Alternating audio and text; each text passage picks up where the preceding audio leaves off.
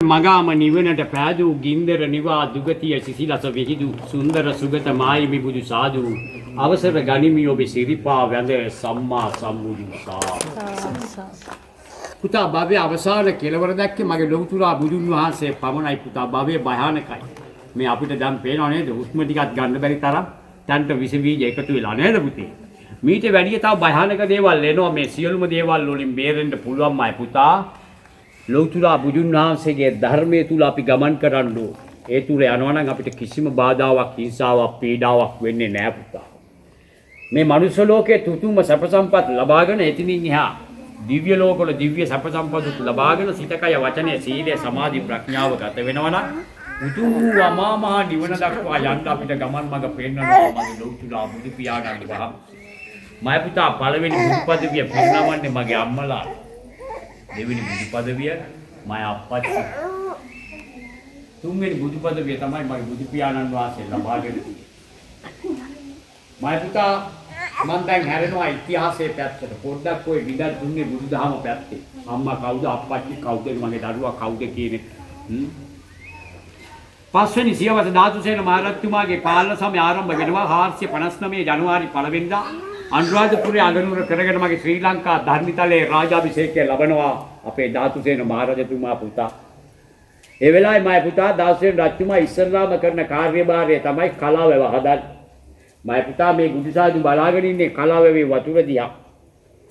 කලාවැවේ වතුර පේනවා බුදුසාදුගේ නේත්‍ර දෙකට මගේ පුතා ඒ තරම් නිවැරදිව නිර්මාණය කරලා තියෙනවා මෙතිලා කිලෝමීටර් 3මාරක් තියෙනවා කලාවැව. මගේ පුතා මේක තියෙන්නේ මහවංශයේ පාලිය සංස්කෘතිය සිංහලයට පරිවර්තනය කරමින් මගේ රත්තරන් දරුවන්ට දෙමව්පියන්ට සියලුම දෙනාට තේරෙන ලිහිල් විදියට සරල සිංහලයට පරිවර්තනය කරමින් තමයි මගේ පුතේ මේ දෙන්නේ. මගේ පුතා දාසර් රත්තුමාට කලාවැව හදාගන්න දන්න කියන කෙනෙක් ඉන්නවා නම් එන්න කියනවා මැටි ඇමතිවරුන්ට කියනවා මගේ පුතා අඬබෙරයක් තිබිලා තියෙනවා ඒ අඬබෙරේ වයන්න කියලා. මගේ පුතා දැන් නම් ෆෝන් තියෙනවා යන්ත්‍ර සූත්‍ර ඔක්කොම තියෙනවා ඕවා එදා තිබුණ නෑ පුතා දැන් අවුරුදු 6කට 7කට එහයින් ආපු දේවල් වල. මගේ පුතා කලාවේ ප්ලෑන් එක දෙන්න යන්නේ කවුරුත් නෙවෙයි මේ බරණත්තා. අවුකන බුදුසාදු නිර්මාණය කරපු බරණත්තා මගේ පුතා ළගෙත් මුතුන් මිත්ෙක් මෙයා. මගේ පුතා මෙතුමා ගිය යනවා අනුරාධපුරයේ දාසෙන් රත්තුමාගේ රජවාසල කරලා පියමන් කරලා ඒ වෙලාවේ මගේ පුතා හිඩ්ඩෝ බෝල්ඩ් එක ගන්නවා. අරගෙන ඉවර වෙලා මගේ පුතේ දාසෙන් රත්තුමා විස්මය ජනක භාවයට පත් වෙමින් පැසසුමට ලක් වෙනවා විමතියටත් පත් වෙනවා පුතා. ඒ කියන්නේ පුදුමයටත් පත් වෙන. ආන ප්‍රශ්න වලට දෙන උත්තර. මගේ පුතා මුළු කලාවැවම බාර කරනවා බර්ණට්. බාර කරලා ඉවරලා මගේ පුතේ කලාවැවේ ප්ලෑන් එක අඳින ප්‍රධාන ඉංජිනේර තමයි මගේ පුතා. ඉංජිනේරුවා දන්නව නේද? එයා තමයි කලාවැවේ ප්ලෑන් එක අඳින්නේ. තියෙන්නේ අඟල් 54යි. එක 70කට එක අඟලයි පුතා බැස්ම. ඒ තරම් පුදුම නිර්මාණයක් මේවා ඉතිහාසයේ කිසිම කෙනෙකුට ඒවා සම කරන්න බෑ පුතා. කලාවැවේ හොරවුවෙන් දවස් තප්පරයකට පිට කරනවා වතුර ගණාලි 50000 පුතා. ඒ කම්ප්‍රෙසර් එක අරපුවාම මගේ පුතා අලියත්තු පවා ගහගෙන යනවා. ඒ තරම් මහා සැර වතුර පාරක් තමයි කම්ප්‍රෙසර් එකේ යන්නේ. මෙතනක් තියෙනවා බර්ණගේ තාක්ෂණ ටිකක් ඒ ටිකත් මම පෙන්වන්නම් මගේ පුතා. සීගිරියේ කන්ද මුදුනට වතුර ගෙනියන්නත් මේ තාක්ෂණයට උපයෝගී කරගෙන ගිහින් තියෙන්නේ බර්ණ පුතා. වෙන කවුරුත් නෙවෙයි මගේ පුතේ. මගේ පුතා කලාවැවේ වැඩ පටන් ගන්නවා දවසකට 20000ක ජනබලයක් යොදවමින් අවුරුදු 7ක් යනවා පුතා කලාවැවේ වැඩ ටික අවසන්.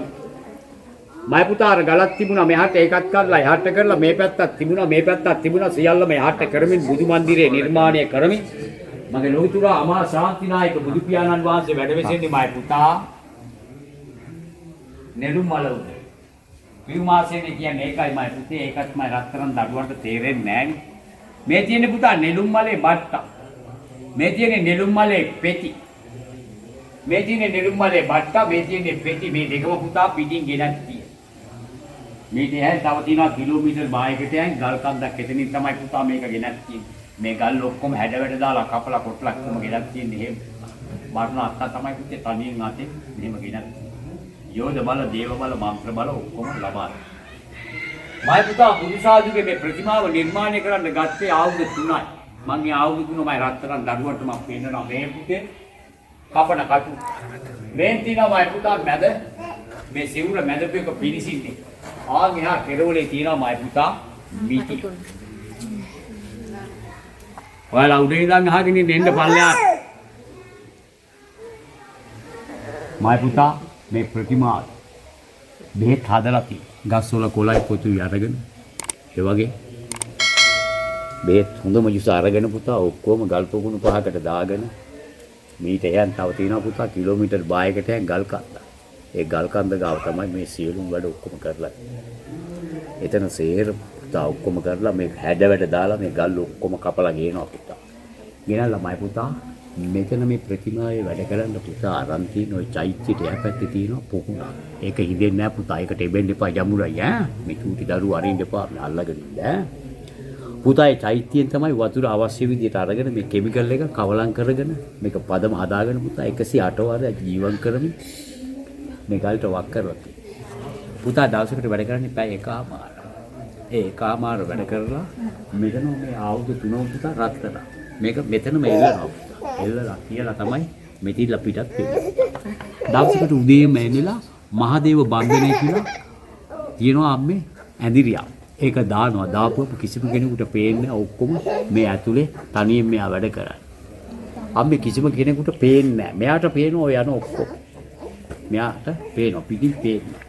අම්මේ මේ විදිහට දාලා ඉවරලා මේකේ වැඩ කරලා මේ රත්තරන් ආයුධ මේ ආයුධ උතනම තියෙනවා. තියලා ඉවරලා පැය එකමාරක් වැඩ කරලා ඉවරලා මෙතනින් එහාට යනවා එළියට. එළියට ගිහිල්ලා අම්මේ මෙයා යන අඩිපාරත් ඔක්කොම වහගෙන යන්නේ කවුරුවත් දකී කියලා මේක හොරෙන් කරන්නේ.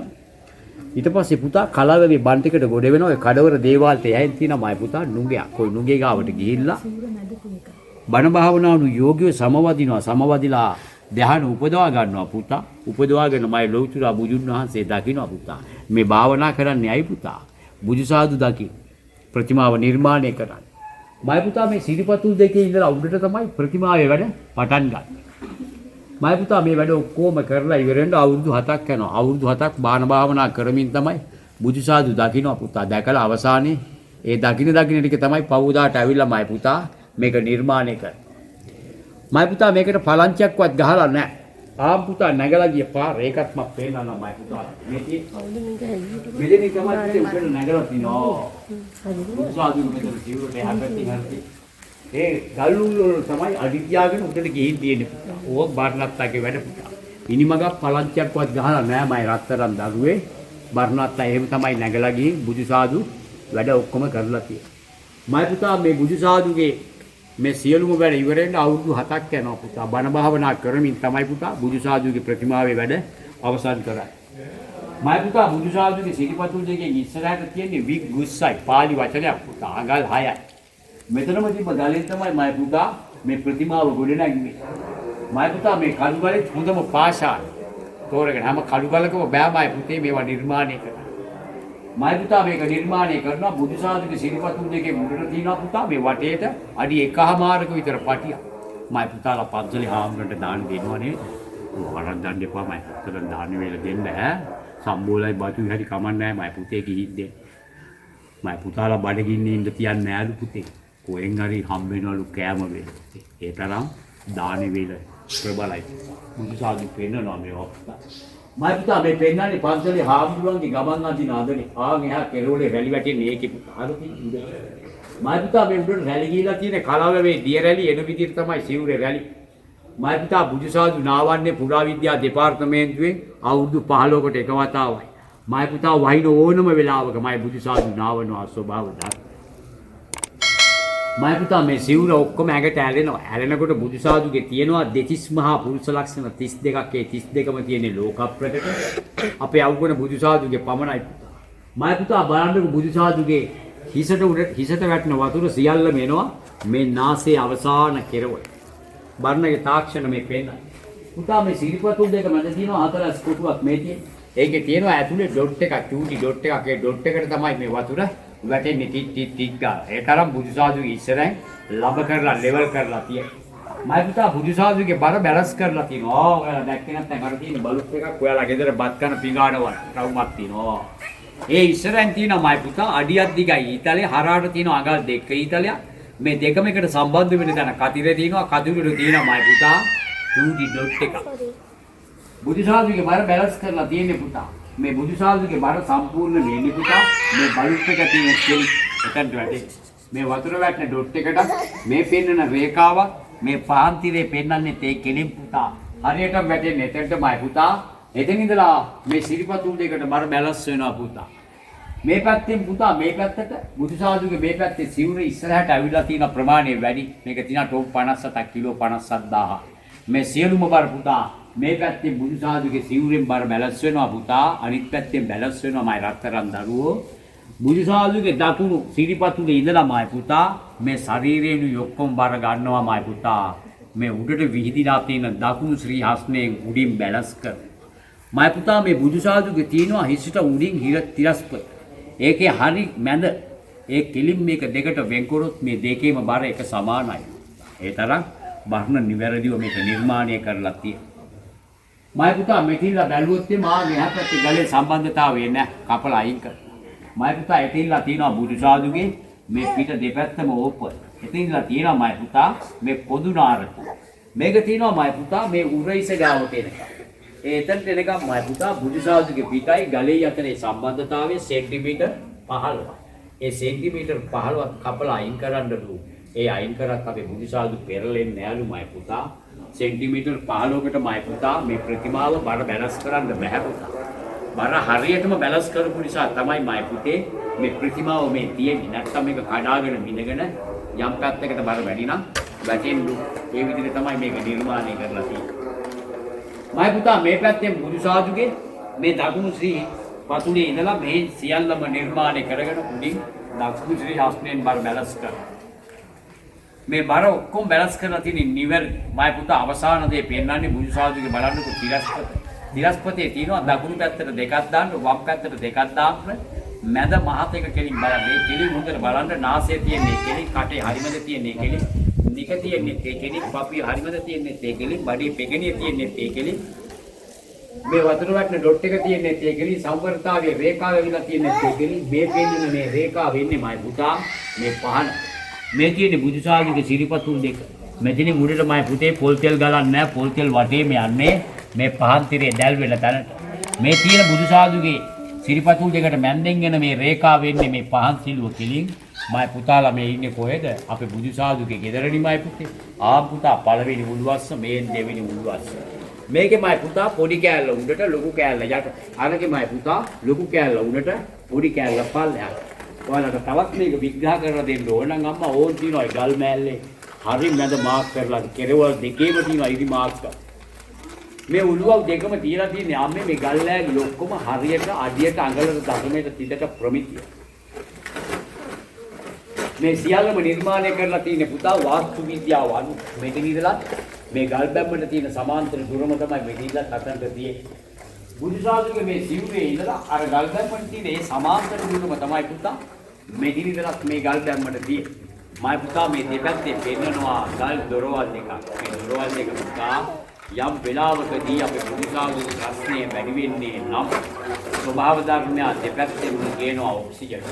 ගෙනල්ලා මෙතන බඳ කරලා කියලා උඩට යනකම් ගහනවා පුතා. ගහපුවම බුදුසාදු රත්නේ නෑ. මම පුතා මේ බුදුසාදුගේ පිටිපස්සේ ගල්ද පිටිපස්සේ තියෙන අඩි 3මාරක හුලං කපොල්ලා. මෙතන මේ ගල් ටික පැනලා තියෙනවා. ඒ හුලං කපොල්ලා එතනින් ඇතුල් කරන්න තමයි ඒක කරලා තියෙන්නේ. මම පුතා මේ සියලුම ගල් පරිවාස ගල් ආරක්ෂා තියෙන ගල් ටික පවා ඔක්කොම සුරකින්නවා පුතා. ඒක රත් වෙන්න දෙන්නේ නෑලු පුතා බුදුසාදුගේ පිටින් තියෙන ගල් ටික පවා සුරකින්නවා ස්වභාව ධර්මයක්. මයි පුතාලාගේ ලෞතුරා බුදුන් වහන්සේ පෙන්වනවා ඔයාලට නිවැරදිව පළවෙනි බුදුපදවිය අම්මා දෙවෙනි බුදුපදවිය අප්පච්චිලා තුන්වෙනි බුදුපදවිය මගේ ලෞතුරා බුදුන් වහන්සේ මයි පුතාලා බෝසත් දරුව වැඩි කරන්න මෙපා වැඩි කරොත් දඩුවල් ලබන්න වෙනවා. ඒක නිසා මයි පුතාලා අමා ශාන්තිනායක ලෞතුරා බුදු පියාණන් වහන්සේගේ දර්ශනය තුල යන්න මයි පුතාලා ගෙදර පන්තින් එහෙම කියනවනේ. ඒක තමයි පංචශීලය කියන්නේ. ඒක ආරක්ෂා කරනවා. දැන් ආරක්ෂා කරගෙන ඉන්න බොහොම නිවැරදිව මේ මනුස්ස ලෝකේ උම්ම සප සම්පත් ලබලා දිව්‍ය ලෝකේ දිව්‍ය සප සම්පත් ලබලා සිතකය වචනේ සීලය සමාධි ප්‍රඥාව ගත වෙනවා නම් උතුම් වූ අමාමහා නිවනට යන්න මාර්ගයේ පෙන්නනවා මගේ ලෝකුරා බුදුනා. මම පුතාලා වන්ද ගන්නකො අපි බුදුසාදුට වන්දනය කරලා සියලු සත්වයන් කෙරෙහි පැතුරු මහා කරුණාවෙන් සිසිල් රස වදන් ගත්තා වූ ප්‍රඥාව නැමැති ප්‍රදීපයෙන් වහන්දකාරයෙන් සාවදාන වූ දෙවියන් සහිත ලෝක සත්වයාට ගුරුවරයා වූ නරක ගතිය, තිරිසන් ගතිය, ප්‍රේත ගතිය, මනුෂ්‍ය ගතිය, දේව ගතිය යන පංච ගතියෙන් විසිනා වූ සෝපන ගමන්වලදී මේ සම්මා සම්බුදු අමාමයන් ලෝතුරා බුදු පියාණන් වහන්සේට අපි සියලුම දෙනාගේ ගෞරව දන් නමස්කාරෙම වේවා වේවා වේවා. ඔබ සියලුම දෙනාට යහපතක්ම වේවා යහපතක්ම වේවා යහපතක්ම වේවා. අවසාන වශයෙන් මගේ රත්තරන් බුදු අම්මා වරුනි, බුදු පිය වරුනි, මගේ බුදු දරුවෝ සැනසෙන්න තියෙන එකම සැනසීම තමයි මගේ පුතේ ජීවිතයේ සඵල බන්න තියෙන එකම තැන මගේ අමා ශාන්තිනායක ගුරුතුරා බුදු සාදුගේ පිහිට පමණයි.